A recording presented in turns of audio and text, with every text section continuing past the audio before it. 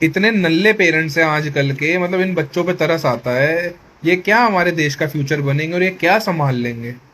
Lunch box हैं बच्चों के, कैसी माएँ हैं कैसे बाप हैं, किसी के लंच बॉक्स में, किसी भी बच्चे के लंच बॉक्स में कोई रोटी सब्जी पराठे कुछ नहीं है भाई। मेरा जो टिफिन होता था ना, वो 3 मंजिला टिफिन होता था स्टील का, जब मैं स्कूल जाया करता था 10th क्लास तक। 11th 12th क्लास में फिर मैं नहीं लेके जाने लगा, क्योंकि शो ऑफ करता था, कैंटीन वैंटीन से खाता था। मगर ये देखो, बिस्कुट दे रखे हैं भैया, मैगी किसी ने दे रखी है, किसी ने 2 फ्रूट काट काट के दे रखे हैं, ये देखना। इतने नल्ले माँ बाप।